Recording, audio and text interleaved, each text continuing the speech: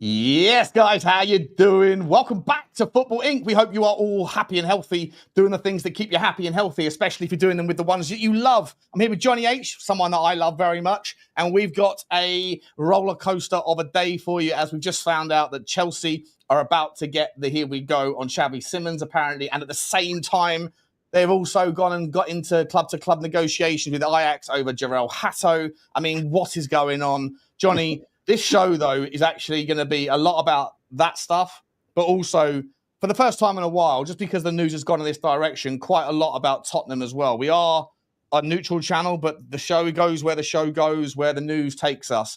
Before we get into it, guys, please do smash the like button if you do enjoy our content. We are a nascent channel trying our best to go through the early stages of growth, so your likes and your subscribes are very, very welcome and very much appreciated. Drum the thumb and rub the sub. And at the same time, guys, hit the bell. Drop your comments thick and fast. We really appreciate the engagement. If you're new here, let us know where you're from and who you support. And the last thing I'll ask for you guys is that if you do enjoy these sorts of things, but in podcast format, then you can get the video version of this on Spotify, but you can also find the audio version on Apple and Amazon and all that jazz. We really do appreciate you. Super Sticker Train can start whenever you guys fancy. Let us know where we're picking you up from. The choo-choo train will go anywhere across the world. Jonny, how are you, mate? Another good day for you? Another lovely day. A lovely, lovely day in the sun in Mallorca. Very nice. Needed the break. Building myself up for the season ahead, Sean. You know how the stresses can get you watching Spurs. Listen, I'm up. See Arsenal have just kicked off in their friendly out in Singapore. Norgard starts. So look, season's it's not long now. It's not long. The friendlies are going to start coming thick and fast. The transfers are coming thick and fast. There's a lot of news out today, Sean. There is a lot of movement. eBay FC are so busy now. It's hardly to keep. But you need a teleprinter just for Chelsea right now, just to keep up with all their news. It's quite ridiculous what's going on there. But no, some big news, lots of news. And for once, Sean, you know, we got news, a lot of news on Spurs.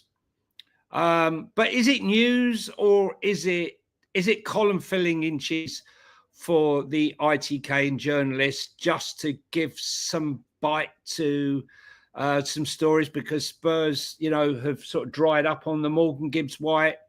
They threw in Paulinia's story the other day, but it seems to have gone quite quiet. And then suddenly, out the blue, we get the Rodrygo news. And we get Rodrygo news because Chelsea look like they're going to do Simons.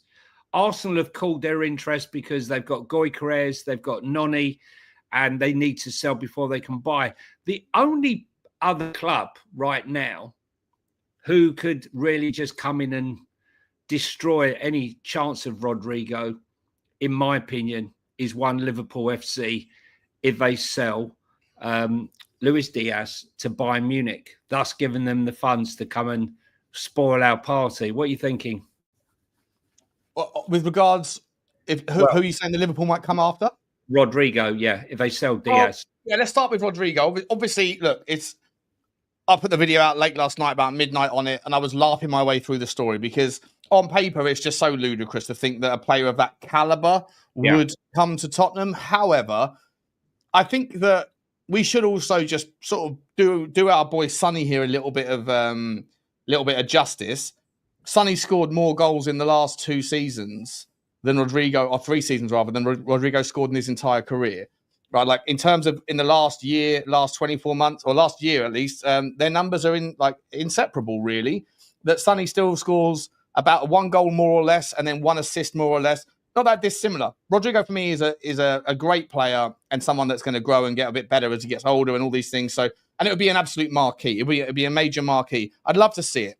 The story came out from a massive Madrid sports journal. Right, so obviously it's like Tottenham are entering talks or whatever it is. So it's like it could be a nothing burger. It probably is a nothing burger, but you have to talk about it as a hypothetical. Because what else are we going to do, right? We have to, that's what we do here. That's what we do. We talk about hypotheticals all day long. Just because it happens to be Tottenham doesn't mean that we should walk away from it. For me, mate, here's what I would say is, Ekitike for me, he's a left winger that can play as a forward, right? He's a forward generally that hangs off the left. He's the left side of a 2. He can play as a 9. He has played as a 7. And for me, he at 80 million quid. Unless Liverpool are thinking about putting him into the 9 and then also getting Rodrygo, and then you have a Rodrygo, Salah wings, you have Wirtz in the 10 and Ekitike in the 9. If that's what they want to do and then sell Darwin Núñez, fair enough. And then they still got massive volume behind. But at the same time, mate, I see Ekitike more as a left winger. A left inside forward, whatever you want to say, like somebody can take you on and get the goal. Let me know your thoughts on that. But if you see it as I see it, more as that's how he plays as a sort of as a wider guy, then I don't think Liverpool really need Rodrygo as well. Like I think it's going to be difficult to buy an £80 million player in Ekitike, and then at the same time buy a guy behind him that's worth the same money, that's very young as well, that's got all this other potential. It feels like it's a little bit oversaturating that left-hand side of attack, even though Ekitike can play in the 9. So how do you see it? Well, his main position, I always thought was a right winger, right? Who? Rodrygo. No, he wants to play on the left. He plays as a right. He's been shoehorned on the right for Real Madrid. Yeah, he wants to play on the left. But his main position that he's played more than any other seems to be on the right. But listen, look, he can play across the front, and that is the type of player that Spurs have been looking at. A player that can play in multiple positions because of injuries and all the rest of it. You need a flexible, interchangeable squad, right? That can adapt to tactical changes and what have you. Look, I think if Liverpool come for Rodrygo, which I think they might if they sell Diaz, then I don't think it's a question of Spurs having any chance at the table. But if they don't, look, there's a reason why Real Madrid paid 45 million euros for him. There's a reason why other clubs were interested in him, because he's a player of quality. Personally, I'd rather sign Kolo Muani and get another striker, but I can understand why fans would be interested in him. I mean, look, he's behind Mbappe, he's behind Vinicius Jr. He's probably had enough of the dick swinging competition that goes on between those two, and maybe, a move to someone like Spurs would unleash the beast, and we'll see the true Rodrygo that hasn't been allowed to flourish so much at Real Madrid because of all the sort of star names that are there. Listen, I can't actually believe it's even true. I got to be honest. But even if it's not true, Johnny, right? Like you've got, like Liverpool are looking at Rodrygo or Malik Fofana. They're still linked with other left wingers as well. Bayern Munich, I'm trying to make this argument of like, where does Rodrygo go when he's leaving Real Madrid? Like, try and filter out the vast majority. He's not. I don't think he's going to go to Saudi. I don't think he's going to go to Turkey. I don't think he's going to go to America. So I think you chalk off most of those. You can basically chalk off. I think you can chalk off PSG, because unless PSG sell like a Bradley Barcola or someone else, and if so, where does that guy go? And wherever he goes is going to be taking up one of the options, one of the other likely options that Rodrygo might go to, like a Bayern Munich or whatever else, right? And so you're sort of sitting there kind of going, similar to how the 9 market had a lot more supply than usual and the same amount of demand, you can make the same argument in that same sort of area of the pitch, especially in versatile players that can play a little bit of everywhere. And I see someone in the comments saying Ekitike plays as a 9 most of the time. If you actually watch Frankfurt, he's always out on the left-hand side. He might start as the 9, but he always drifts out to the left, or he picks up the ball in the left-hand side and runs in.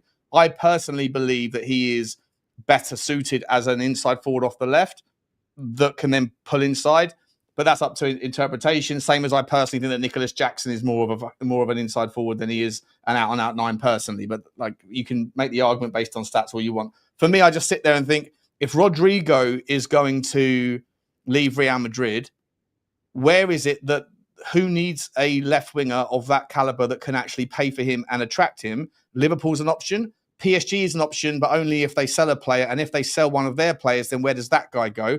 Bayern Munich still is an option for sure. And that probably makes sense. And after that, it's either Arsenal, City don't need him. It's either Arsenal, Newcastle, if Anthony Gordon leaves. And again, that creates another merry-go-round. Or it's Tottenham. So, like, when people say it's ridiculous, it won't happen. I'm sitting there going, you're only saying that because it's Tottenham. You're not saying that because of the logic. The logic does dictate that if Sonny leaves after the Korean tour, then we need a left winger. And it appears that Tottenham mean business even though that's up for debate, but it appears that we have a little bit more ambition. And there's not that many options for Rodrygo, Johnny. Well, listen, look, let's be honest, right? For Spurs fans, we can totally understand the total disbelief and the laughter when we get links like this, because historically, we've not done this for years. So, the thought of getting Kudos, Morgan Gibbs-White, Rodrygo, a six, and it's like beyond our wildest dreams. We're still dreaming about, what happened in Bilbao. But, when you look at a guy who scored 25 goals and 14 assists in 64 games in the Champions League, whatever he's done at Real Madrid, we know that there's a player of quality. You put him into our Champions League squad or our team, and we are elevated. No two ways about it. He's still 24 years of age, hasn't even peaked yet. I'd be made up, but I'd be just as made up if we signed Kolo Muani. But do Spurs really have the money for a 78 million pound? Let's be honest, 78 million pounds plus 250 grand a week over 5 years, 5 plus 1. It's the same money. It's the same money. It's 240 million euros, 230 million euros, which is the same as 225,000 euros a week, which is 200 grand in pounds, give or take, which is Ndombele money. It's also club's highest earner, but it's not far off Sonny. Yeah. If you're selling Sonny, you can replace it with a Rodrygo, and you could justify it. I mean, look. The thing is, it would really shut all the Levy outers up if a deal like this came out, because this is what we've been asking for. This is what we've been crying out for. There will be the volume will be turned down to zero if Spurs pull off this deal. I'm telling you right now, and it deserves to be if this deal is pulled off. Johnny, quick question for you, mate, if you don't mind me interrupting. I'll just quick fire question to you. The fact that we probably won't do it before Sonny leaves, because we don't know yet if Sonny is going to leave or if he's going to dig his heels in, and we have to wait until at least the post-Korea game, which is in 2.5 weeks or something. So on that basis, do you think that Rodrygo's future will be settled before then? And will it be a domino that's fallen before we can get a chance to take it? Yeah, well, listen, Sonny can't go before Asia because we've got a 75% drop-off in our payment if Sonny doesn't go. Yeah, exceptional player rule or something, right? Yeah, 75%. And then if he doesn't play, we lose 50%. So first he has to go. Then if he doesn't play, it's 50%. So if he plays, then we get our full fee. So it's not going to happen before then. Look, if I was a betting person, I'm not. But if I was a betting person, Luis Diaz, Bayern Munich finally pay up the Luis Diaz money because they're not now going to get Xavi Simons. Therefore, I believe that Luis Diaz will go to Bayern Munich and Liverpool. Left, yeah. Yeah, and Luis Diaz will. Rodrygo goes to Liverpool. Will go to Liverpool. Yeah, I would say that. That was my bet. I think it makes logical sense, to be honest. But maybe Spurs. Listen.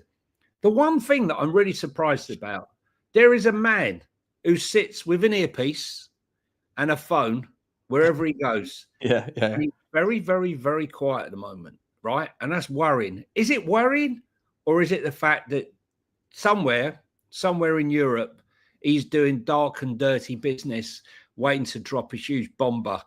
Or is it possible that Charrington and Vinay, who are apparently now calling the shots, that they don't quite see the value in Paratici like Daniel Levy did.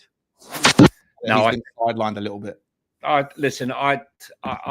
think you'd have to be a guy who's run a massive club like Juventus for 10 years and whatever. I think you'd be mad to dismiss him personally. Oh no, I hear you. I'm on the same page as you, mate. Yeah. I'd love Paratici to be more involved, but the reality is that this summer's transfer window has been quite cloak and dagger by Tottenham. Most of the stuff that we're seemingly doing is under there's not much in the way of news about it, and then suddenly it's there and it's done, or it's trying to be done, or whatever.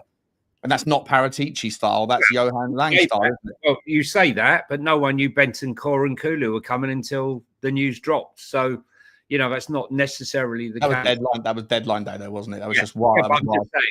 Yeah, but the general rule of thumb with Paratici, I think we can all kind of, maybe you disagree, but like the general rule of thumb is that when Paratici's around and doing his thing, there's quite a lot of stories out that percolate, and it's like one of these guys will drop. Whereas Johan Lang, it's like you don't hear anything, and then suddenly it's bang, bang, go, right? So to me, this summer screams more of Lang than it does of Paratici, just in the kind of visual, the things that we get access to, which is, not as much as I'd like. But on that basis, I'm just saying that, and I hope that I'm wrong here, but if it's also true, this is the logic here, if it's also true that Daniel Levy is no longer quite as influential in the day-to-day, and that we know that Daniel Levy and Paratici were like that, is it possible that Vinay doesn't have that same relationship with Paratici? No. He's got a worldwide reputation, right? Fact. He's won on awards for director of football. I don't believe that for 1 minute. I really don't. I just think that Lang is the window dresser. He's the house headmaster's favourite. Yeah. The school prefect. Yeah, top boy, whatever. Head boy, whatever. Yeah, head boy, squeaky clean, hair's all brushed, right? Doesn't put a foot wrong. Whereas Paratici, he's the hustler, he's the rule breaker. Yeah. He's the first team captain. A little bit of like, I know what you mean. Background. We're shirt untucked. Yeah. Shirt untucked, right? Doing all sorts of naughty stuff. The scruffy legend versus the clean cut good boy. Yeah. You know what I mean? Right. We're going to put him out front. We know what you do, but you're going to have to do it on the quiet because you're going to cause us trouble. He's also got another court case coming up, which needs to be, needs to be sorted. I think I'm pretty sure that's a civil court case. So that's just like he might have to pay some fines to whoever it is that's still doesn't look good, Sean. No, I hear you on that basis. But in terms of is there, that's what I was told. This is what I was told a few weeks back that, it would not look good should something happen. Or, it gets bad press coverage that Spurs. Of course, that makes sense. Yeah, but I'm saying in terms of like, is there an outcome here where he might get rebanned from football or something? The answer is no, as far as I'm aware. So look, the thing is, Spurs haven't dropped a proper bomber since Rafa van der Vaart. That's the truth of it. The one that went, wow. So you can understand Spurs fans' skepticism.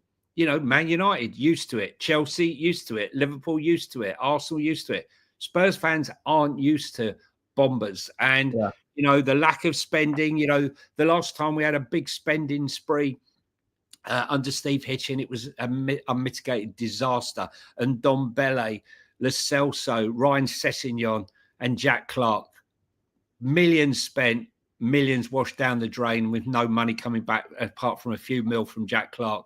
So, we've been scared to spend since. And, in all honesty, the money that was given to Ange Postecoglou, I don't think was spent beautifully. I don't think it was spent fantastically well. I think that the money under Frank will be spent better because he's as I said before, when I used to watch Brentford and listen to my friends talk about him, he was known as the professor because of his attention to detail and his knowledge about everything to do with football.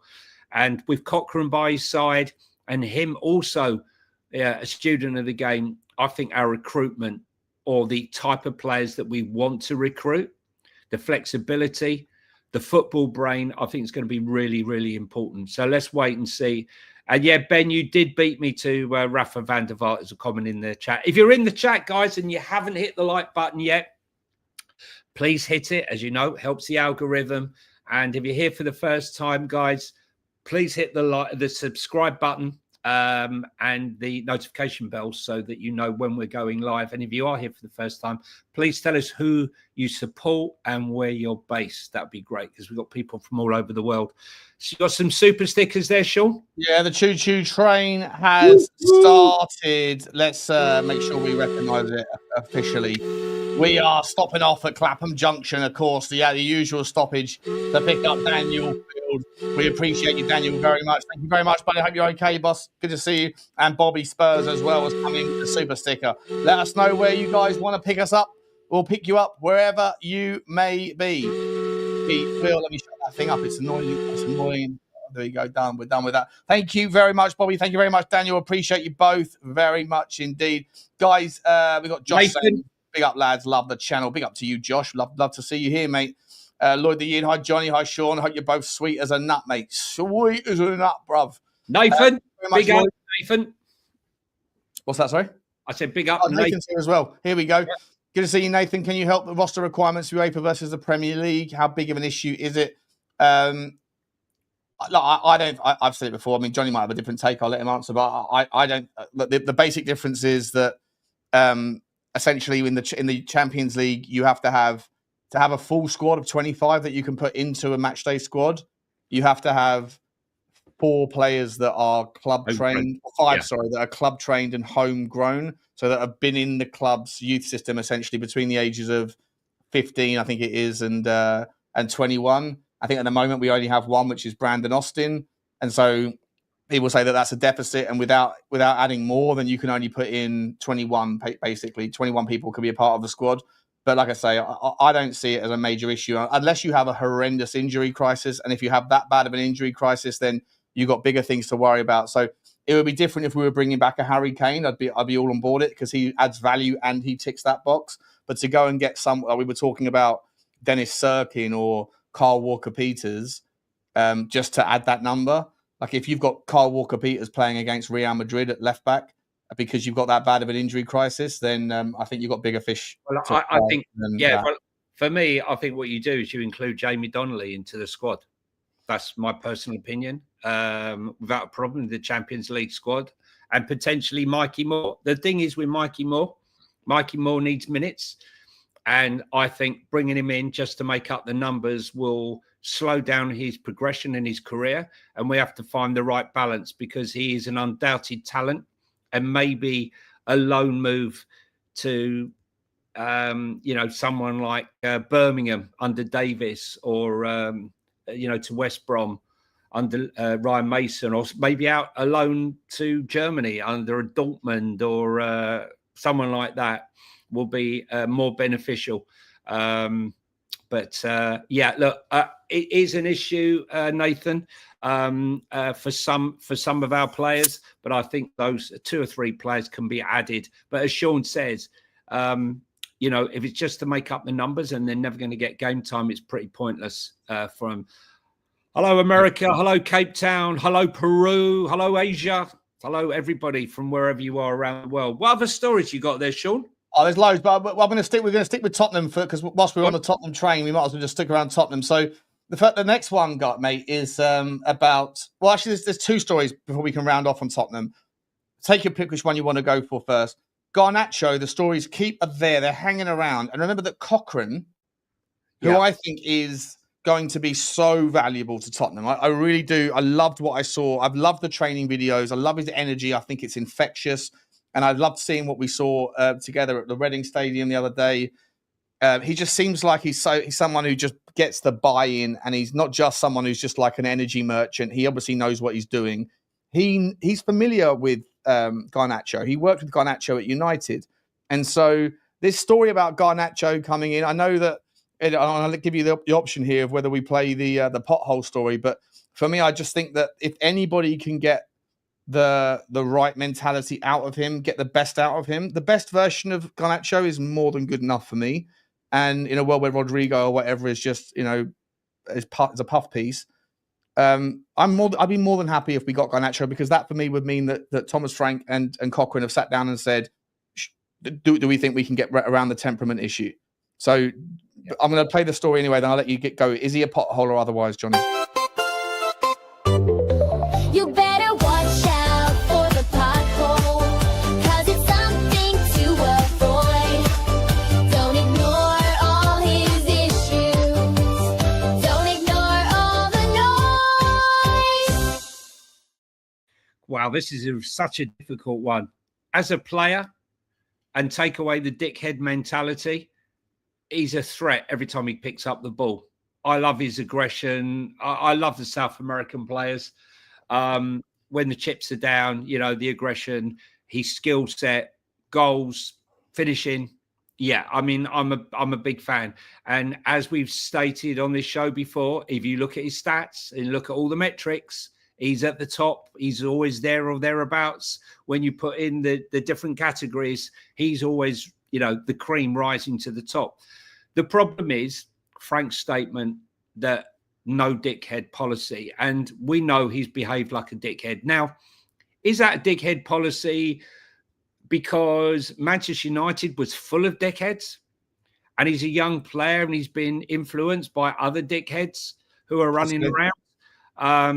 What we do know is, look, Cochrane, as you said, he's worked with Garnacho before at Man United. He's been at Spurs at the youth level, Cochrane, and we know that he's working with the England squad. So I think he's used to dealing with lots of egos, lots of characters, trying to blend them all in. If he thinks that he can get a tune out of him, he will go to Thomas Frank. Look, Cochrane and Frank are sort of good cop, bad cop, in the sense of, when you look at him, he's so young, Cochrane. He's like one of the boys. He's almost like one of the boys in the dressing room. I think a lot of the dressing room will accept him. Mm-hmm. He can blend with him. He knows football. He's played a bit of football. Yeah. He's a mentor, but he doesn't blend the line between accessibility and familiarity. I think he's still got that respect and that credibility, but he's also young enough to be able to relate. Whereas the professor, as you said, and I love that phrase, is a little bit more kind of quieter, less discerning, and a little bit more just thinking about things outside the box. Yeah, no, he'll come in when necessary. Thomas Frank will, he'll not hold back. Listen, if you're in training and you're not performing and you're not doing the hours or the minutes, should I say, and you're not doing the mileage or the work rate, Thomas Frank will find you out. And that's in training as well. He'll bring in the videos, the clips of the videos and say, look, what's this? Explain this. Okay, we did this workout route. You worked 40% or 30% less than everybody else. Can you explain why? This isn't acceptable. And he'll show them the clips, he'll show them the data, and he'll spur them on. Cochrane will be the one trying to encourage him to up the game. And I think that balance between the two, that's why for me it was so important to come and be part and parcel of this thing. Man. So the thing is... I genuinely, Johnny, quickly, I genuinely think that Thomas Frank, without his team, is not quite the same to me as the guys. I'm not too familiar with the 4 or 5 other people that have come, so I'm not going to sit here and pretend like I do. But Cochrane, for me, I think is such a he's going to be. I think he's going to be so awesome at Tottenham, being able to figure out where those strengths and weaknesses, opportunities, threats, things that Ange never did. I also think that the kid who I know Ryan Mason left, and the lad whose granddad or whatever it was a Tottenham player. I forget what's the guy's name. The coach that stayed behind with Tottenham. I forget his name. Anyway, he's going to learn a hell of a lot of how to be a kind of next level coach by being around Cochrane. I think it's going to be excellent, Johnny. Really great little sort of team there. The thing is look, he will go. Cochrane's got enough vocal capacity and the ear of Thomas Frank. Matty Wells he's talking about, and his granddad, famous Spurs player, Welsh. So he's got the ability to go to Thomas Frank and say, look, I believe that we can get the dickhead mentality out of him. He's a great player, and I think we can do a lot with him. And I believe I can get inside him, and he would then be the one to try and convince Thomas Frank that he can do that. And it's up to Thomas Frank to decide. Well, yeah, I believe that he so can. If Garnacho was to come to Tottenham, and on the provision that therefore suggests that Frank and Cochrane and Wells and everybody else is on board it, and they think they can get the best out of him, you're okay with him. He's not a pothole, then, no? Correct. Okay, I agree. Correct. I agree 100%. Correct. 100%. Because I look at the data. And the metrics, and the metrics say that Garnacho. Listen, if the dickhead, blonde hair, dyed hair, behaving like an idiot and a petulant kid wasn't there, all that would stand out would be his football.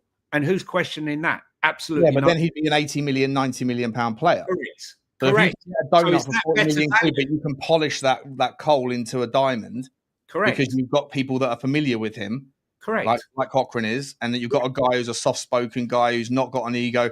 I don't know if Amarim's got an ego or otherwise, but like those two clearly clashed. You know, if there's a way that you can get the best out of him, then I think 40 million quid is a bargain for someone so young with so much potential. Is that clever business? Is that the clever business? Is that when everyone's running around picking up all the shiny stones that you come along and buy the cheaper one that isn't shiny, but you've seen something in it that you could polish it and make it brighter than all those others. That 100%, but it might be a lump of turd. It might be a lump of like dried wood, what they call petrified wood. Like you don't know. Like there's a risk with that. Like there's a risk with him. 100%. But if it's the right, if you get it and it goes well, then it's a massive leveler up on a cost basis, on a value proposition basis. I think it makes a lot of sense. Before we finish off on the Tottenham stuff, Johnny, and I think we were in agreement on that one. There's two other stories. First of all, sticking at United, Kobbie Mainoo, loose links, but that Tottenham are looking in that direction. And also, I'll let you go for both of them here. Johan Wissa left the Brentford training camp yesterday. So he's unhappy. He's been unsettled by all the transfer links. He wants out. He doesn't want to be a part of the new project at Brentford. He's flown home. He's now in London having talks with the director of football at Brentford. And at the moment, it looks like Forest, Spurs and Newcastle are involved, are talking. But Newcastle actually made the first bid. They bid 25 million and it got rejected. And they're thinking about coming back with a 30 million pound bid. And that probably will get rejected as well. Forest and Tottenham obviously sitting and watching. Kobbie Mainoo, Johan Wissa, how do you see both of those stories?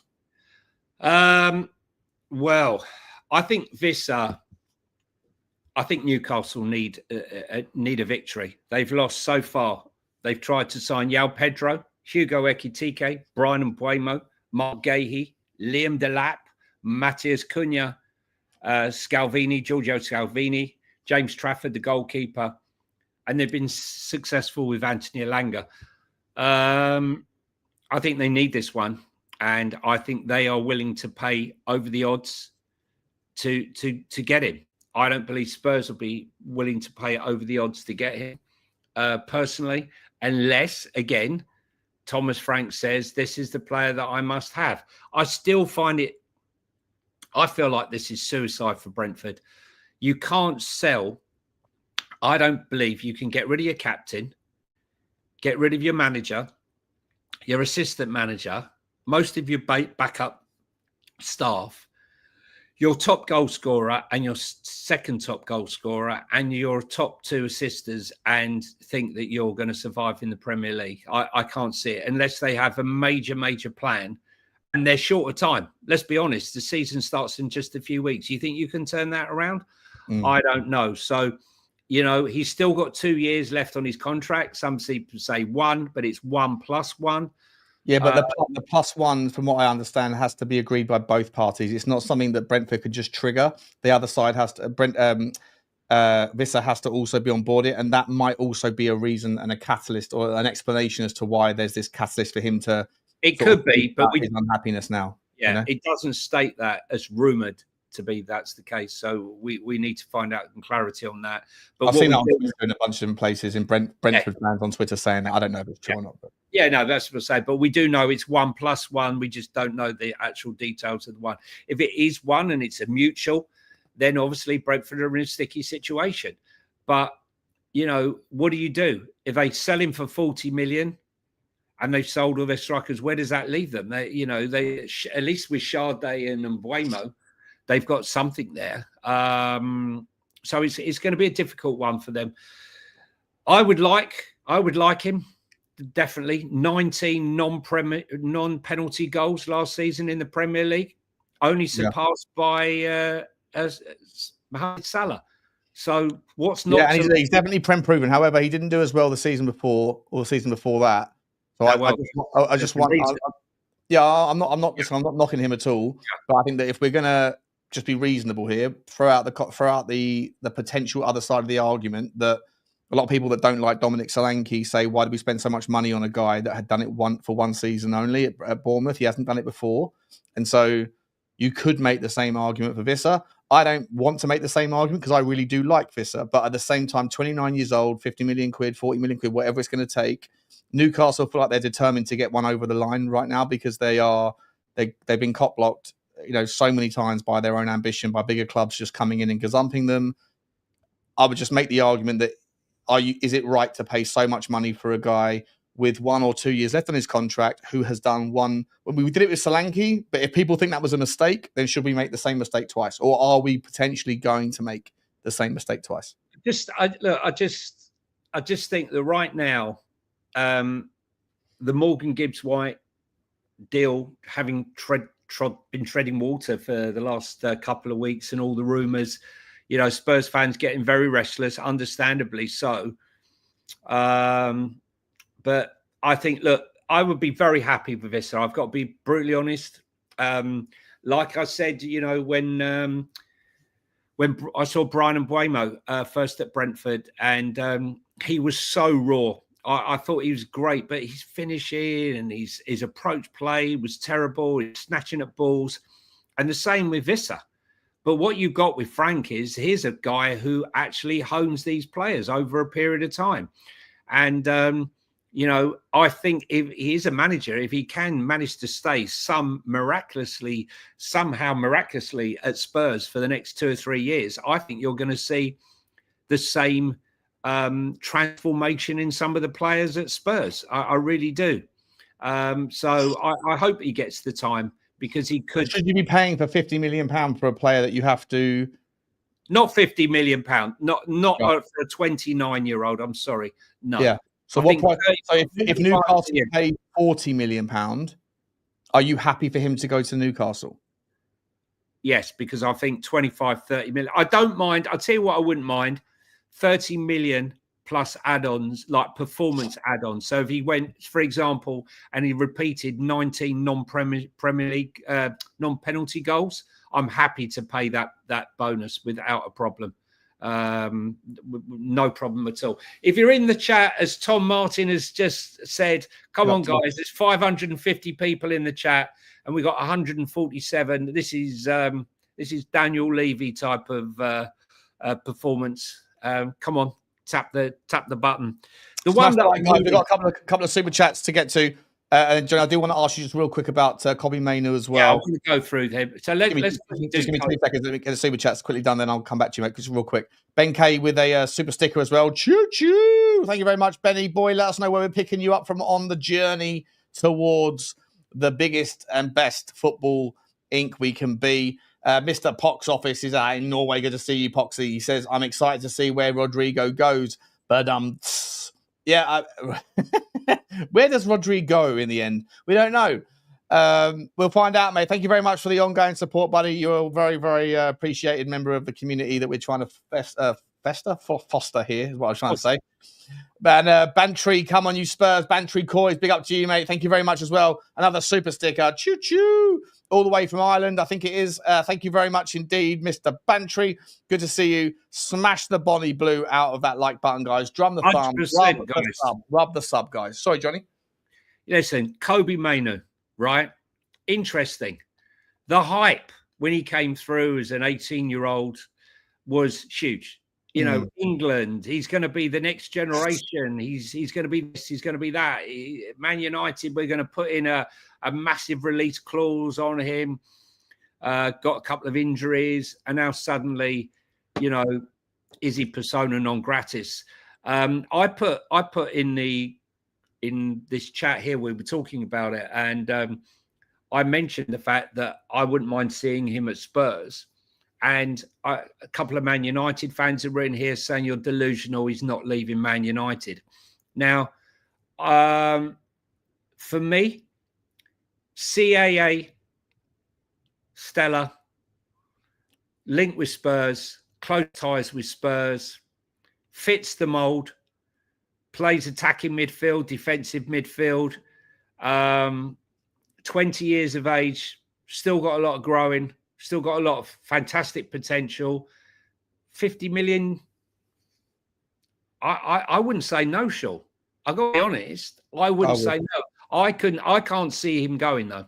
I don't want him. For the reason? I don't think he's better than what we have. I don't think he's better than Bentancur. I think that Pape Sarr has as much potential as Kobbie Mainoo does. I think that he's another player that's not a specific player. Like we've got enough versatile jacks of all trades. I think in the midfield we need a master or one or two masters just to come in. Like for me, if you're looking at, we don't need homegrown players. We've got enough homegrown players. We're fine for homegrown. He's not going to count as a club trained, obviously. Like we're fine for those sort of conditions. We don't need those conditions met.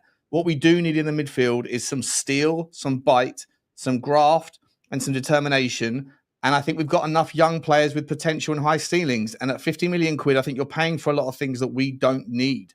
I don't think we don't need any more potential. We've got hundreds of young players that could potentially make it. We've got enough young players, so we don't English player, homegrown players, so we don't want to pay the English tax. We need a proper six that's just a six that sits there and is a destroyer that can be used when necessary, not all the time, but at other times. And we need a player that can come in and be a box-to-box that's better than what we have. And Kobbie Mainoo, for me, isn't any of those things. So I don't want us. I don't want. Funny though, Mainoo. It's funny though, because had you gone back over a year ago, you know, it would have been laughed at, right, to suggest that Kobbie Mainoo was leaving and he could ever be going to a club like Tottenham Hotspur because of his performances. Have his performances dropped off? 100%. He's had the injuries and what have you. But I think performances were that spectacular. I think they were good enough.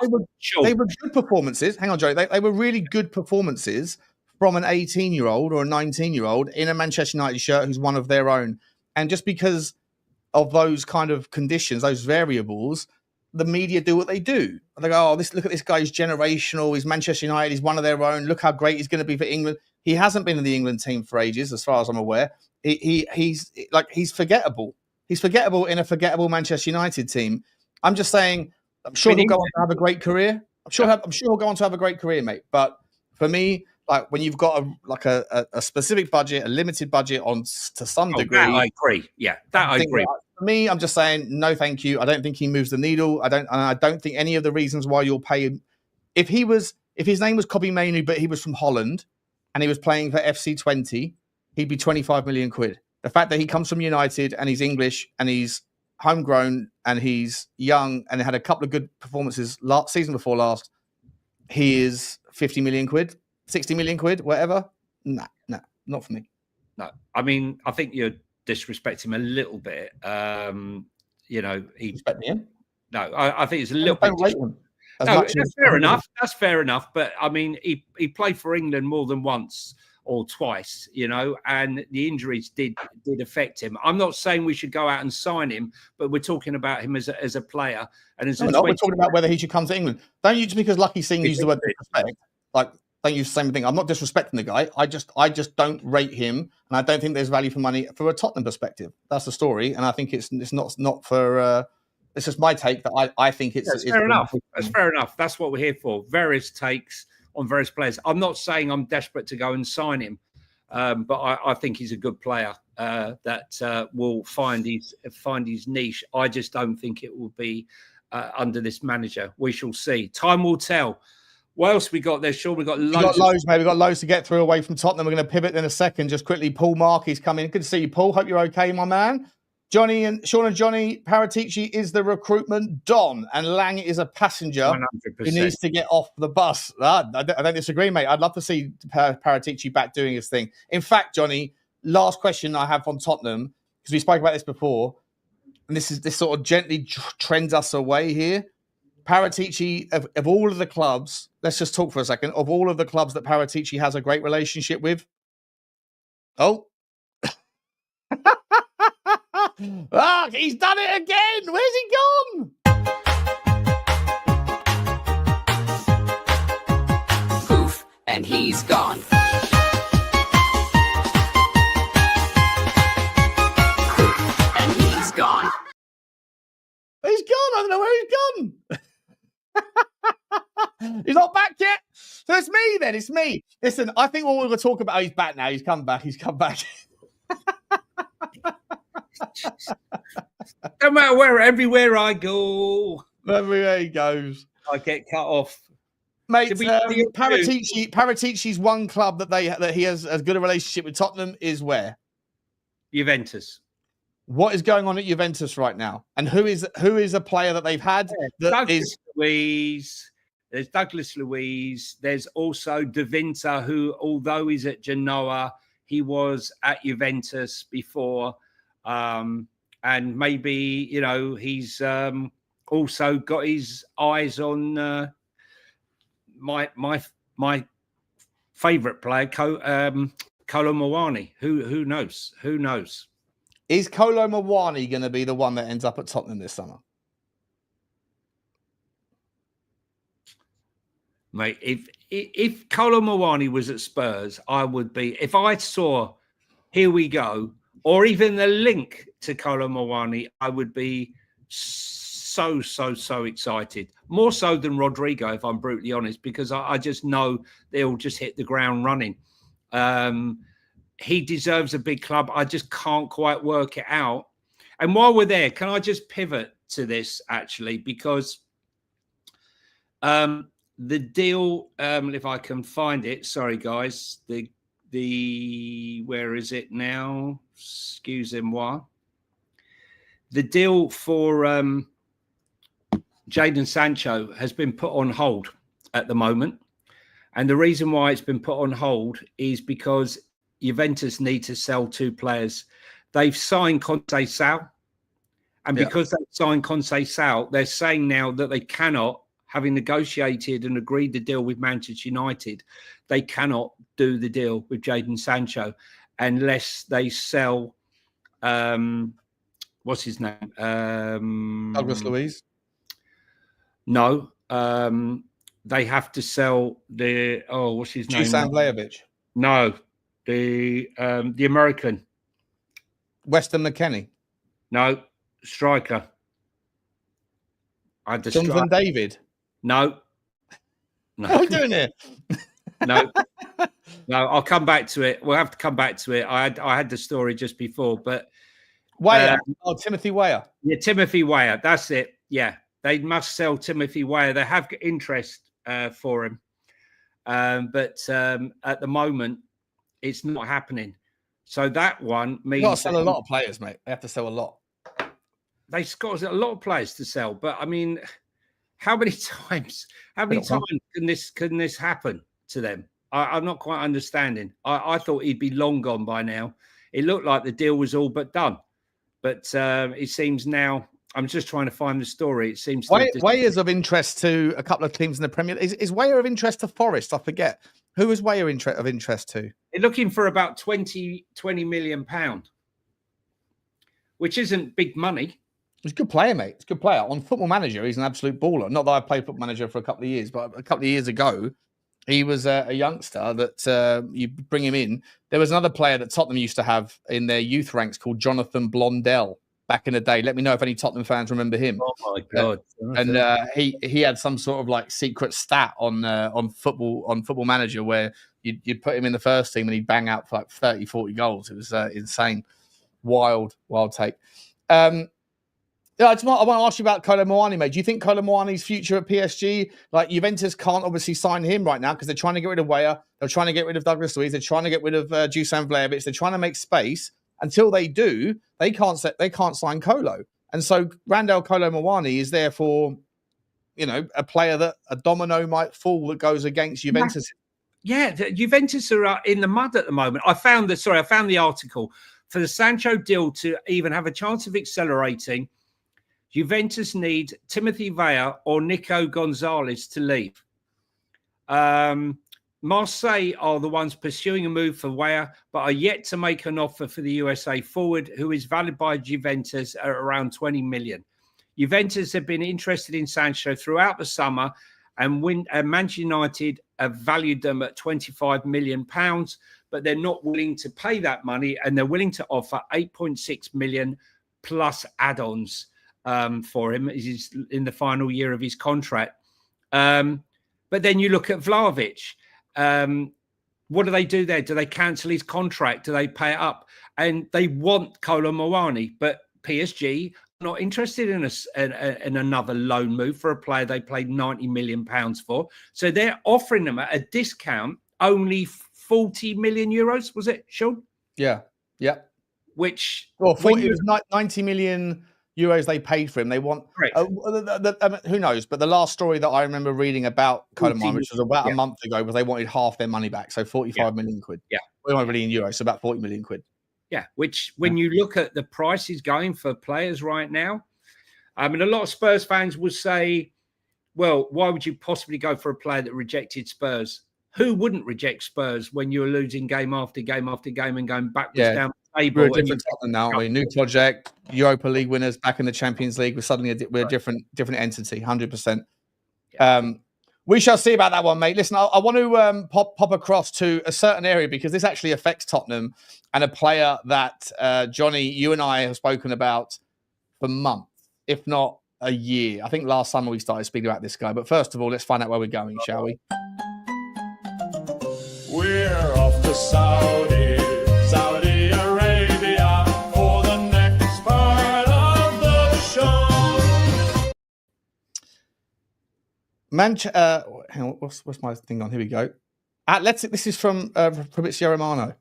Atletico Madrid keep working on Renato Vega, forget about him, and also are called to be informed on the David Hansko situation.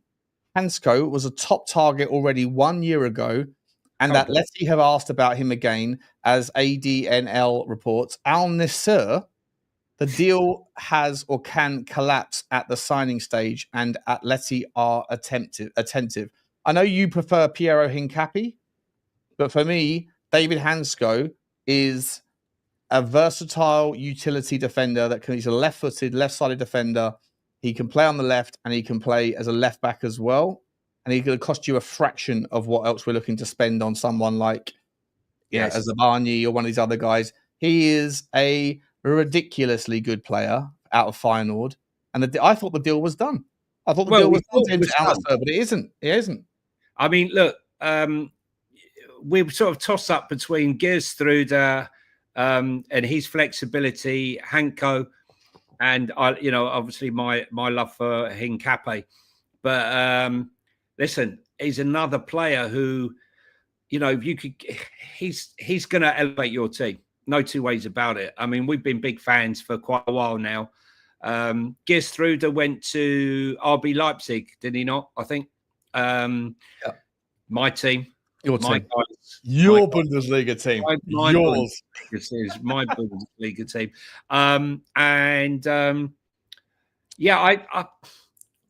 There's just strange stuff going on in Saudi right now. I think that are they going to wait and pick over the bones like vultures of the players that haven't gone? And come and pick up a Kolo Muani and pay PSG all the money they want, and he'll end up out there, or a Sesko, because we know Sesko, Saudi have put in 2 big bids for Sesko.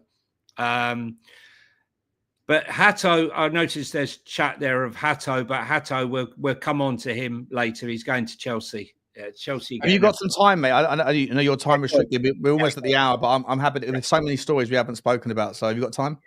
yeah, let's move on to, because can we move on to Chelsea? Because I think we need to speak about Chelsea right now. We've heard all the stories about Xavi Simons. It was rumoured that Bayern Munich would probably lead that one because of their links in Germany, and he's been playing at RB, and he knows that he can perform there. I'd like to know what the draw is of going to Chelsea now, because you're going there. What are they going to do? Are they going to promise you game time? What are they doing? Are they promising you a huge contract? I don't understand it, because so many players are coming in and then they can't get any game time and they're going back out the door. Xavi Simons, they want 70 million. Now, there's rumours that they want 75 million pounds, and now Ben Jacobs is quoting 70 million euros, which seems good value. Fabrizio Romano said Chelsea are advancing talks with Xavi Simons on personal terms. The player is keen on the move and open to joining Chelsea, while the Blues want a deal done fast ahead of the negotiations. Going the other way, the player that we said must be going soon enough, Christopher Nkunku, is almost guaranteed to leave Chelsea this summer. He wants to play more, and there are several top clubs interested. And Chelsea have been open to selling him since January, and more talks are on the way, are expected soon. Now, because of his injuries, Sean, do you think people are going to take him and pay the money? Will Chelsea drop their fee? Or do you think he'll end up going out on loan? Personally, I think, if I was a buying club, I'd be looking at a loan with an option because of his injuries. Because of Xavi Simons' injuries? No, Christopher Nkunku. Oh, and Nkunku's injuries. Yeah, anyone that takes a punt on him, if I'm a buying club, I'll say if I'll take a loan, but if you won't do a loan for me, I'll purchase him, but I'll purchase him for 50% of your asking price, and the rest can be made up on not just performance related pay, but appearance related pay, right? Like if he makes pay as you play. But but essentially, but pay as you play is usually used for how you negotiate the salary. But in terms of the payment structure to the selling club, you sort of say, look, if you want 60 million euros for him or whatever they want for him, I'll give you 35, and then the other 35 or the other 25, whatever. If he manages X amount of games, he's got to play 80% of. He's got to have 80% fitness or whatever over a 3-year period. And I mean, they've got him that way. I mean, they've got him, and they've got Jackson. I mean, 80 to 100 million for Jackson, 60 million for Nkunku. Are they in Cloud Cuckoo? And here's another one they're adding to it, that a player that I was interested in when he was at Fulham on a free. And I said, why choose Chelsea? Because you're going to get dumped. And sure enough, Tosin Adebayo could leave Chelsea this summer if they receive an offer of over £30 million. Now, this is going to alert Newcastle, West Ham, Crystal Palace, maybe AC Milan, Napoli. Now, this is a player who I think, definitely will add something to your defence. He's come through Manchester City's academy. He's had a great grounding, great pace, can play the high line, good in the air, scores goals. I think he's a really good asset, actually. And I can see potentially Newcastle definitely adding him to their squad. And a player that probably would be happy to go to Newcastle. And if it was Crystal Palace, if they were losing one of Lacroix or Mark Gay, they could afford him to go there. But he's definitely a Premier League player, but as a starter, I think he's only a starter at a bottom 7 team like a West Ham or something like that. As a squad player, I think he could squeeze into many squads. Yeah, I think he's a good enough player to be a squad player, but he's brilliant at Fulham on the ball. I thought he was fantastic. His ability to pass the ball and break the lines were very impressive. If I'm entirely honest, Johnny, I don't really remember him doing much at Chelsea. I don't remember him playing too much. He might have done. Let me know. I just don't. I don't really remember him in a Chelsea shirt too often. So I remember him, and I remember his scoring goals as well. So The other thing is, it's like, look, Chelsea are just selling, buying, selling. Here's another one. Atletico Madrid and Chelsea have held club-to-club talks over Renato Vega. And the defender has said yes to Atletico, and their first bid will be with them soon. Now, we've heard this from Atletico before. The bid's coming, and nothing turns up. Chelsea insists that they will accept nothing less than 40 million euros for the players. 40 million. Yep. And the last player who they want out, there's more, but there's just another one for today, is Raheem Sterling. I saw that, yeah. From Bayer Leverkusen and Juventus, and they're looking for £20 million for the former Liverpool Chelsea player. That's a lot of players. I mean, it's like a who's who selling and buying. Who is going to pay £20 million for Raheem Sterling? I don't know, but I suppose he's so off the top. He's so off. But in Italy, Sean, the game's a lot slower. You can play a lot longer. They'll probably negotiate a deal for like 15 million euros or something like that. They'll end up playing with some add-ons, and he'll probably do all right in Italy, stealing a living. Okay, so who buys him in Italy? A club without a lot of money. Juventus, AC Milan. Juventus can't. Listen, he's never going to go to AC Milan. Juventus don't need him, and also have got no spaces in their squad. Like Napoli, no. Leverkusen, they need players. Go to Germany, maybe, yeah, possibly a Leipzig, possibly a. Someone was asking me, "How's your Freiburg doing, Sean?" You must have missed yesterday's show where there was a VAR on the deal because it was Eintracht Freiburg in the spin, and we looked back and we saw it. It was a 50-50, and I ended up asking for a favour from Johnny, saying, "Look, I don't know whether I've got Eintracht Frankfurt or Freiburg." I said, "Can I have a respin?" He agreed, and I ended up with Hamburg. So Hamburg is my new German team, which I don't know anything about particularly, but what I will tell you is they've got an absolutely baller of a shirt. So I'm looking forward to that one when it arrives in a couple of days' time. Can we quickly pop to Turkey, Sean? Yeah, you got a Turkey story? Let's go to Turkey. This is the Turkey segment. The Turkey segment of the show. Hakan Çalhanoğlu, right? His agent, Gordon Stipik, has said Hakan will stay at Inter Milan, despite Fenerbahce and Galatasaray both claiming that they are going to sign the player. He never asked to leave Inter, and he's set to stay. There are absolutely no negotiations with Fenerbahce, and so it's no to Fenerbahce and no to Galatasaray, despite what the clubs may be saying. I mean, honestly, Turkey having a go, that's for sure. I can't see him. Would you? I mean, do you think that it's him making up these stories, or do you think it's Galatasaray and Fenerbahce claiming something that there was just absolutely no substance to keep their fans quiet? I mean, there's a lot of Turkish players that are around Europe, mate, that Turkey seem to be. I mean, Turkish media is shameless. Like, dude, I remember when Tottenham were linked with Altay Bayındır, who was the goalkeeper for Besiktas at the time. And I remember the Turkish media saying it was a done deal, that he was going to Tottenham. And I went out and did a video with a dog a couple of years ago. I said, apparently Altay Bayındır, here we go, or whatever. But it was the Turkish version of it. Never happened. I remember the same with a guy called, was it Victor Nelson, who was a Galatasaray right back? Remember him? We were like, that was a here we go as well in the Turkish media. Never happened. He wasn't even, I thought he was Portuguese. He was Danish, wasn't he? Danish, yeah, Danish centre-back.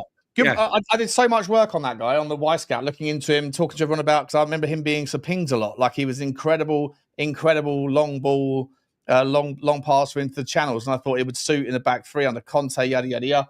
Never happened. So I take all of the Turkish stuff with a pinch of salt. But at the same time, Turkey are linked right now with Aktakoglu from Benfica, with Orkun Koku from Benfica, this guy, Çalhanoğlu from Inter. You know, they're all good players, great players. But we talk so much about Turkish links, and that's part of our conspiracy, right? Like, if Turkey was signing every player or even 50% of the players that they're linked with, like, it would absolutely prove prominence to this notion that there's ridiculous things going on with Saudi money, because how could these clubs possibly afford everyone that they're linked to, strongly linked to? But most of these stories seem to just dissipate and fall apart because I don't know whether Turkish media just push these things out because it's just like the wild west of clickbait over there.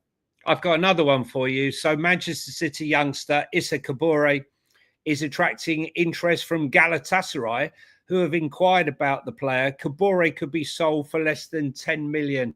That's according to Ben Jacobs. Who's Kabore? Sorry, where's he play? Issa Kabore at Manchester City. He's a Man City youngster. Okay. They'd be looking for 10 million plus sell-on. As we've stated on here many, many times, the amount of players that have left Man City to go on to great things, you could probably make a couple of teams up from it. Sean, I think we got some super chats, mate. Yeah, let's do some super chats. I have to get a segment drawn up for the super chat segment of the show. I have to play it every 5 minutes, though. Thank you very much, Mr. Pox Office. He says, my musician friend Benjamin loves you too. Benjamin.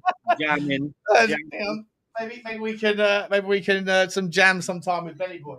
Thank you very much. Thank you very much indeed, Mr. Pox Office. Love you, my man. Absolute Legend. Daniel Huysen has put in, where the hell is PEN? What currency is that? We've got to find out where that is. Is that Peruvian? That's Peru. It's just Daniel Huysen's in Peru, isn't he? I think, is that from the penitentiary? I'm pretty sure it's the soul, the Peruvian soul. Yeah, if I'm not mistaken. Yeah. Big up to you, Daniel, mate. I'd love to know what you're doing down there, buddy. And I'm sure you're not from Peru, but what are you doing in Peru? It seems like I'd love to go to Peru. Love to go and do Machu Picchu and all that stuff. Peanut farming ain't what it used to be in darkest Peru. That's all I know. But we're picking him up. The choo-choo train has had to stop off in Peru today. I mean, that's going to be a lot on the old on the energy bill. But we love you. Thank you very much, Daniel. And then El Dante has come in as well with one saying, "See that like button? Get clicking." Thank you, everybody. Appreciate you, El Dante. You're a wonderful mod, mate. You're a wonderful mod. Really appreciate that. Collective Breaks is saying he loves Koku. Great player. I love Koku as well. Really good player. But he's still at this stage at, I believe he's still at Benfica. He's still like all the rumours that he's leaving, but he hasn't left. I'm so surprised that David Hansco's story is still percolating. Sorry, Johnny. Yeah, I was just going to say Bonnie Blue is also a big fan of Koku.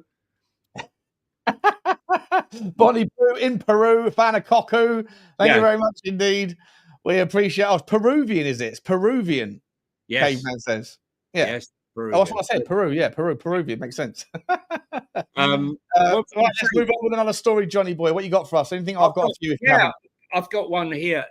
It's a conversation we've had before about Liverpool, whilst looking great in attack, look dubious and basically could struggle should they get any injury in defence. Having sold Quansah to Bayer Leverkusen, they're now only left with three centre-backs, which is Virgil van Dijk, Gomez and Konate, who's left on a one-year contract. So if Mark Gahey refuses to leave or he wants to hang on to the end of the year, they got a problem.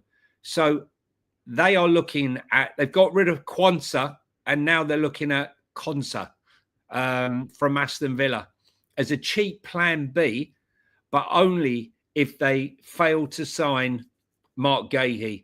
What would you reckon of that? Do you think there's any chance that they can find the money again to go again for another 70 million? Yeah. Yeah. Elliott and Darwin Núñez. Yeah, they've got players that they're willing to sell. Yeah. If you sell Luis Diaz, Darwin Núñez for anything like what they think they can, and Harvey Elliott, I wouldn't be surprised if they weren't that far in the red, mate, on their overall transfer spend. And the fact that they haven't spent that money last year or the year before, Liverpool do this, don't they? They sort of just go through like 4-year cycles. If you're a Liverpool fan, it's a boring transfer window 3 years out of 4. And then when they need to, they just go and get it done and they recycle and reset.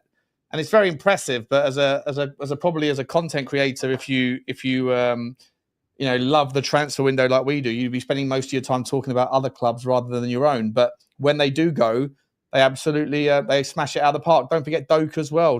Big Joe. Yeah, Big Joe's a Liverpool fan, isn't he? Big up, Big Joe. Good to see you. He's been waiting patiently for his chance for Liverpool. Here we go. He's been sitting in the background. Big Joe's been sitting there, hasn't said a word. And as soon as Liverpool comes up, I'm in. I'm here. I've got something to say. Good to see you, Big Joe. Rightly so. I just got to add another player. Sorry, I missed one out from Chelsea. Yet another player that they're trying to get rid of, and that's Carney Chukwuemeka. Right.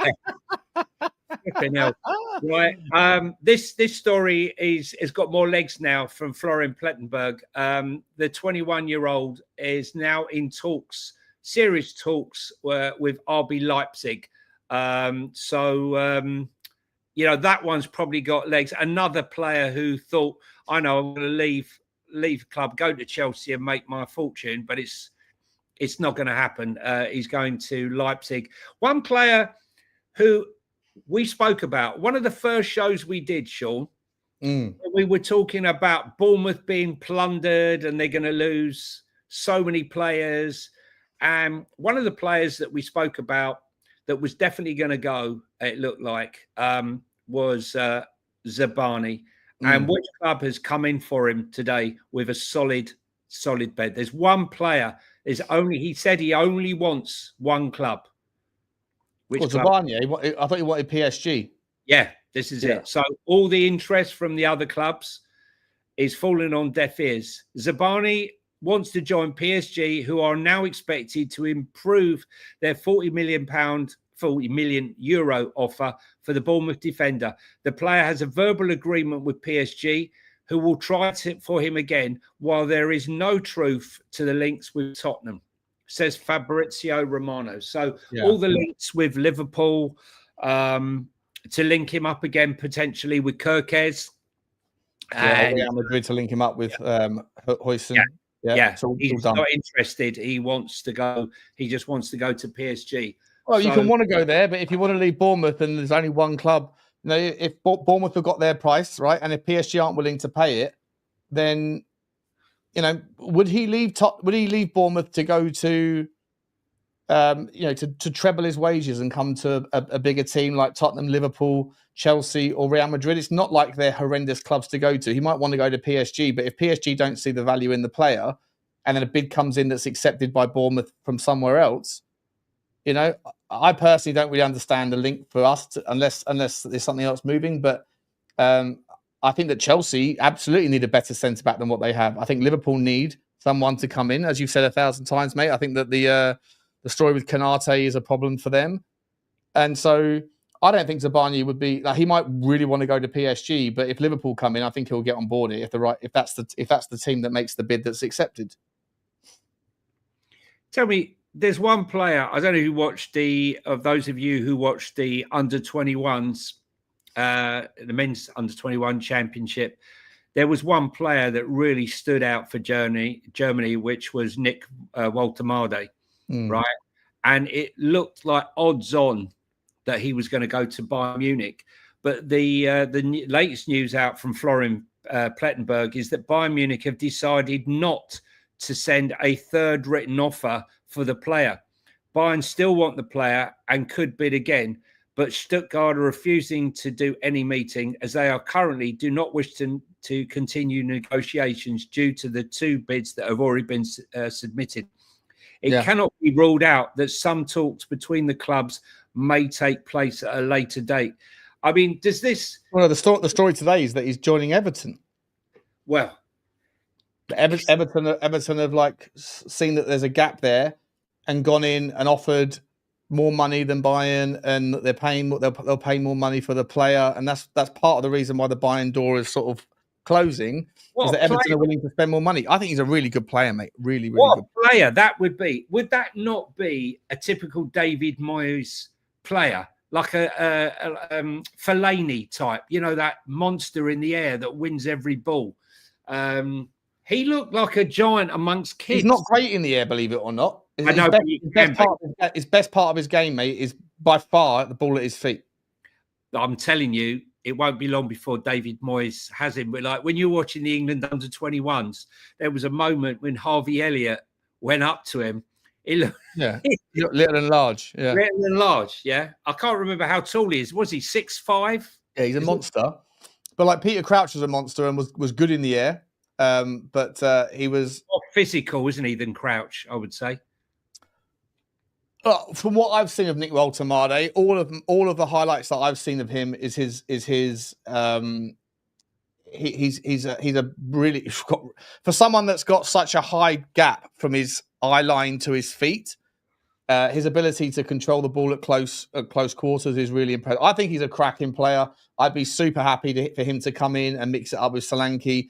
Different type of player, obviously, but I always sit there and think, is he the right fit for the club that's being linked? And then I kind of go, well, how do I rate the player? Would I be happy with him at Tottenham? And then that's my benchmark of whether he's good enough. And then for whoever he's being linked with, and then does he fit the system? I think he'd be brilliant at Everton. I think he'd be very, very, very, very. I think he'd easily score sort of 13, 14 goals. I think he'd be a really good fit for Everton. And if Bayern Munich are sleeping on it, then fair enough. Fair enough. Maybe Bayern Munich have got other plans. But yeah, I think if he goes to Everton, I think it would be great business. Bayern Munich are losing out to a lot of players. They are. Thought they were signing Florian Wirtz. They thought they were signing. There's a few players they thought they were signing, and they haven't. And losing Musiala as well, it's a bit of a blow, I reckon. Yeah, 100. Yeah, I don't disagree. But I think Bayern Munich have got that draw in Germany. They can go after. I'm pretty sure if they really wanted to get like a Xavi Simons, they could get him. I'm pretty sure if they wanted a Rodrygo, they'd be able to attract him, unless Liverpool said that they want him, and then Liverpool get the pecking order. But there's I think I'm sure Bayern Munich will be fine. I think they're not necessarily because of the 50+1% rule. They have a different sort of kind of role and relationship with how they conduct their business. And if Everton under the Friedkin group have got a bit of money to spend, finally, be nice for them to get a player that's a really exciting one, because Everton fans, poor Everton fans have been the victim of horrendous ownership over the last sort of 5 or 6 years, haven't they? And yeah, when I heard that the Friedkin group were taking over Everton, I put a video out saying, relax, Everton fans, like you're in good hands now. It'll take a while for the cost cutting and stuff to get themselves back in the right shape, but they'll move in the right direction. They're good owners, the Friedkin group. Marshall, if you're asking who are Everton getting, we're talking about Everton. We're linked with Nick Woltemade, the Stuttgart striker or midfielder, whatever you want to call him. Got a couple of stories for you here, mate. I want to ask you a question on. Hit the like button, guys. If you're in the room, we definitely don't have enough likes for the amount of people that have been here today. And if you're visiting us for the first time, please hit the subscribe button. Come and join the train that's moving towards 4,000 now. Incredible after only 2.5 months on our journey upwards. Thanks. Couldn't do it without your support. And hit the notification bell, and that will let you know when we're going to go live, because let's be honest, we could go from 9 till 9. So, go on, Sean. So this might end up being, unless you've got a hard stop, Johnny, let me know. But we're already at the 1 hour 18 mark, and I've still got about 5 more, 6 more, maybe stories, big stories to talk about. So let me know how much time you got. But I've got. Go on. What's that? Sorry, not long. Not long, but go on, Kieran. Okay, quick question for you then, mate. I've got to run downstairs quickly. João Felix is very close to returning to Benfica. Chelsea have accepted a €25 million offer from Benfica for 50% of his economic rights. So it's a 25%, but we'll give you any sell-on fee in the future, 50% of it or whatever, however that looks. It was probably a destined thing, wasn't it? If Orkun Koku's going to leave, bring João Felix back, it just makes a little bit of sense, doesn't it? And Benfica have made a fortune to get their guy back. All right. And also, they made a fortune. They got their guy back, and they've also got Richard Rios as well. Yeah. Who from? I don't want to get Benfica in the Champions League draw, mate. Johnny, I'll let you crack on. Give me 20 seconds. I'm busting for a week. 1 second. No worries. Also, this story obviously has been around, but it's a huge one for Sunderland. Granit Xhaka has made it clear to Bayern Munich, to Bayer Leverkusen, should I say, that he only wants to join Sunderland this summer. Negotiations have been ongoing between the clubs, while Xhaka has already reached a personal agreement with Sunderland, which I think is great. And while we're here, not all of you are obviously from the UK, but big up to the women's football team last night for somehow making it through to the European final with a late goal. I think it was the 96th minute goal. I thought they were going out, and they managed to make it through. So they're going to make the final again. So big up to the Lionesses. I'm not a big women's football fan, but credit where credit is due. Just quickly going over to Manchester United, the news that's coming out of there from Fabrizio Romano, that Alexandra Garnacho, Jadon Sancho, obviously some of these are obvious, Anthony and Terrell Malacia have all been left out of Manchester United's pre-season tour squad. And Harry Maguire is also not with the squad, but that is nothing sinister. That is for personal terms. I'm not sure which ones they are. Manchester United, though, they are still looking for a striker. And with the club missing out recently on Gyökeres and Ekitike, their focus is now moving between Benjamin Sesko, Oliver Watkins, and Nicholas Jackson. I think if Manchester United fans thought they were going to be linked with Nicholas Jackson, they might be up in arms. I think if they had to get one, it'd be Benjamin Sesko. But will Leipzig come clean and bring their price down? Personally, as a RB Leipzig fan, I'm not happy that our team is being plundered right now. We're selling Xavi Simons. We can't sell Sesko as well, especially as I've ordered a Sesko RB shirt. Yeah, I mean, Sam, I think most they need a leader and they need a striker, and I think, quite honestly, Sesko over the others. It's got to be Watkins. Is getting on a bit. Must be 29, 30 years of age now. And I don't think Man United need that. I think they need a vibrant striker. Sesko's 22. Mate, they're interested. Apparently, according to I don't know if you said this, but the Plettigol story is that they only want to sign a Premier League player, a Premier League striker. There's a player that wears a certain number 9 in a certain colour for a certain country, and that, when he's fit, apparently is world class. That maybe he's. I don't know if this guy falls into. I mean, I think he personally does fall into the category of this particular type of player. Just when you thought your squad was getting proper, that player won't leave. They call that cock blocker. No, you're going to Manchester United. Richarlison to Manchester United. Not bad, is it? No, listen. He's going to trigger a few. But look, I mean, I just think that Man United really need another striker. Højlund, I don't know how they're going to get rid of Højlund. I really don't. He's just 77 million euros. He's just not doing it. I know he's still young.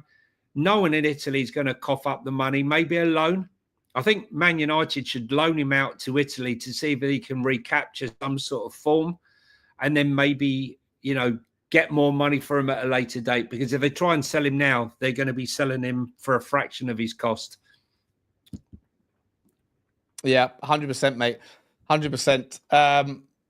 I just wanted to ask you about this story, Morgan Gibbs-White, right? So I know we spoke about Tottenham a lot. We forgot to mention Morgan Gibbs-White, the story of the week. Nottingham Forest were not happy with how Tottenham handled their approach, and they would prefer to sell him to another club. Again, I've got to ask this one, mate, because I just don't understand. I know that none of us are really like ITKs on the legalities here. Everyone seems to sort of say things here and there, but I'm just like, what the hell is going on with that story? Like, how can Nottingham Forest just say, if someone's triggered the release clause, I don't want to sell them to you. That clause wasn't for you. That clause was for people that we actually think, that we like, that we want to do business with.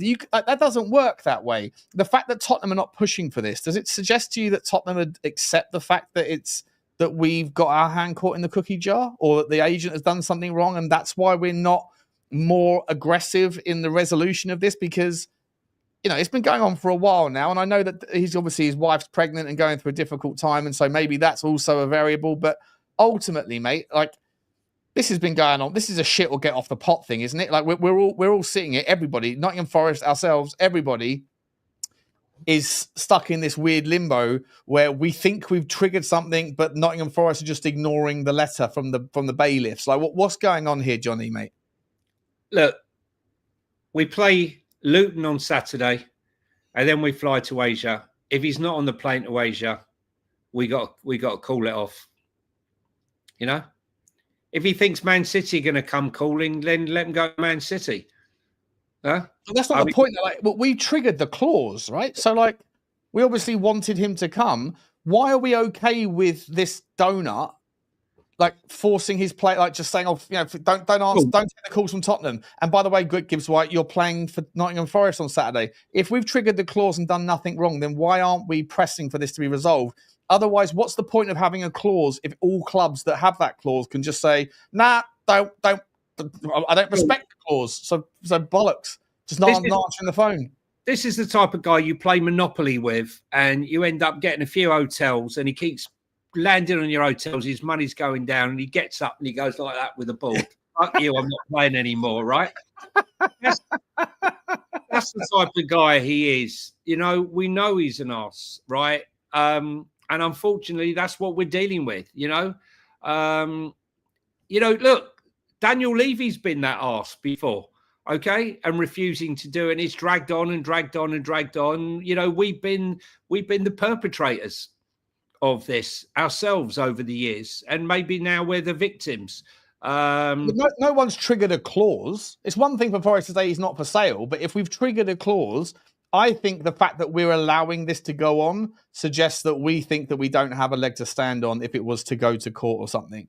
Like, the non-movement on this issue is, I think it's like Daniel Levy wouldn't sit there and tolerate it if it wasn't for the fact that we think that we've got our hand caught in the cookie jar. That's how I perceive it anyway. Look, the other thing is that, you know, my view on this was we're just waiting around while they do their transfer business, and then they'll let him go. But other than the Wissa, I haven't seen any legitimate, solid links. Sure, but you can't wait around and let a player play where he might get injured, Johnny. It doesn't make any sense. Played 45 minutes. He's their captain. It doesn't matter if you think that he's our player, then you can't let him play a single second or train or anything else. Like, that doesn't make any sense. I think that Tottenham realise that they've screwed up because they've made it too obvious that we knew something we shouldn't know. Look, I'd like to have him. He's not the finished article. I'll be happy if he signs. I won't cry if he doesn't. That's the way I'm going to look at it. And that's it. I agree with that sentiment, but that's the sort of the point I'm trying to make is, like, why are we not more angry about the fact that it's not being resolved? Is my point. Like if he signs, great. If he doesn't, great. We'll move on. But what the fuck is going on? Is my point. Like, how is it that we are allowing this other team to just say, don't answer the phone? And by the way, go and play for our team and risk getting injured and train with us. And if it wasn't for the fact that your wife is pregnant and going through a difficult time, you'd be on the plane to go and train more and play more. Like, to me, I'm just like, it's one thing to sit there and say, I don't care if he signs or not. But it's the other thing is the club have made an approach for a guy. They've triggered a clause. And the fact that nothing is happening, to me, is just absolutely bonkers. It's bonkers on every level. It doesn't make any sense. Listen, all I know is the ITKs are all in the bloody mud. All of them, right? He's coming, he's here, he's in the training ground, he's had his medical, he's in London, he's got a removal van. The removal guy who he followed, Gibbs-White followed, has had a massive upsurge in followers and removal business jobs. The hairdressers that his wife followed in London have had a massive uptick in inquiries and business, phone calls. Are they coming? Is she coming? But he ain't coming to us just yet. And when he comes, great. And if he doesn't, great. this story is boring for me now. There's more exciting stories out there. Do I believe Rodrygo's coming to Spurs? No. Right? Would I like him to come to Spurs? Yeah. Are there other players? 100%. I'd rather have Eze. I'd rather have Kolo Muani. There's a whole host of players that I'd like to have. Sean, I'm going to have to cut it there, mate. All right, mate. I'm sort of an hour and a half off the out the sun. I have been ringing the salon. Unfortunately, I'm past the haircut. So listen, guys, before you go, just to let you know that tomorrow night, we'll give you another reminder, but tomorrow night at 8 o'clock UK time will be the launch of the Spurs 5. Sean and I will be part of the 5. There's been a lot of publicity from other YouTubers, all bigging us up, giving us lots of praise. You've probably seen it out there, and we'd like to thank them all for pushing us. Fantastic. And when you go out here, if you haven't hit the like and subscribe button when you leave here, please do that, and then hit that link there to the Spurs 5, and make sure you tune in for the fireworks that will no doubt kick off on tomorrow night, Sean.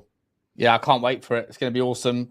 Appreciate all the hate and the jealousy. It's it's like drinking the tears of salty Forest fans or salty Arsenal fans or salty whoever fans, even fans within our own fan base who think that we're fake fans because we work hard on content, and that they're true fans because they can't be bothered to talk about football. They just want to talk about other people that talk about football.